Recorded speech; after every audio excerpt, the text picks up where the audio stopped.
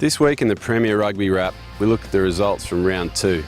Despite the weather disruptions, East were able to host a special weekend celebrating the inaugural Queensland Premier Rugby Heritage Round, showcasing the history and traditions as part of celebrations of 130 years of rugby in Queensland. Brothers travelled to Old Oval to take on Sunnybank, coming off an impressive 50-3 win against Wests, while the Dragons were looking to bounce back after a close loss to University.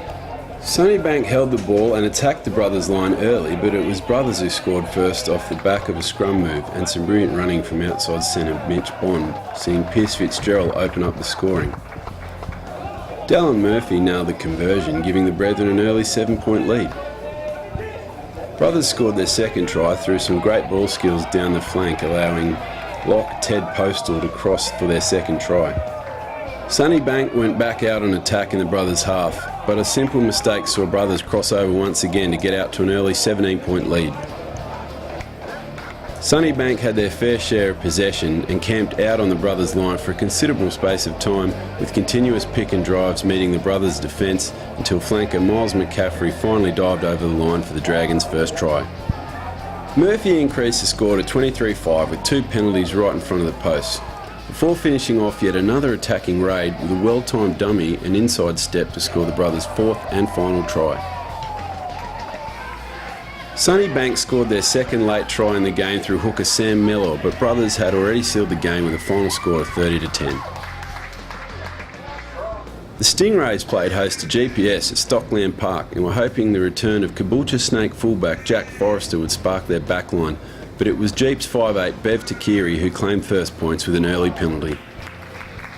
Stingrays looked to attack the line, but it was through a penalty that Sunshine Coast got their first points on the board thanks to outside centre Matt McCauley.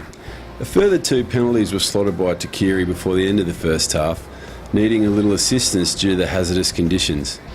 The boys headed into the sheds with GPS ahead by 9. The Gallopers struck first in the second half, scoring through Dan Gorman, who crashed over in the corner before Ben Toulis crossed for a try of his own. Stingrays scored their first try of the game not long after through prop James Turvey. Before his opposite number, Danston Toulis scored Jeep's 4th and final try, securing the win and the bonus point.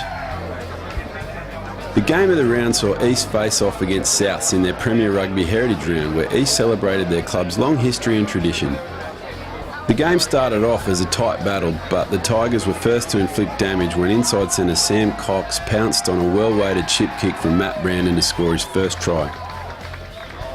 A lot of the game was played in South's half, and Souths looked to make metres in counter-attack, but East defence held strong and new recruit prop Kerwin Sanday had no issues mixing it with the East back in defence.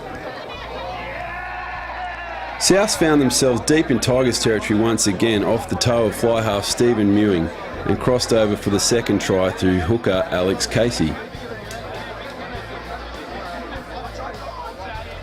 Souths didn't waste their opportunities and worked into the East half before spreading the ball wide to Dominic Lespierre, who scored the Magpies' 3rd try of the night. Sam Cox took over the kicking duties and nailed the penalty to bring East within 9 before open-side flanker Far Lafitelli forced his way over the line to bring the Tigers within 4 points of Souths. Cox slotted the conversion to make it a 1-point ball game before the Tigers were awarded a final penalty in front of the posts, which the inside centre also converted to secure a 1-point victory for Easts. The Musashi High Performer of the Week award went to Sam Cox after his key touches in attack and precision kicking secured the Tigers their Heritage Round win. Enjoy your Musashi prize pack, Sam. The East players will have a second crack at the Musashi prize pack this week when they look to topple an informed Jeeps outfit at David Wilson Field on Saturday in the game of the round for round 3. Round 3 this weekend will see Norse and Brothers face off at Hugh Courtney Oval. Sunnybank will host the Breakers at Old Oval.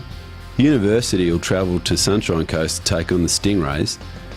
West will take on South at Sedgman Oval, and East and GPS will face off in the game of the round.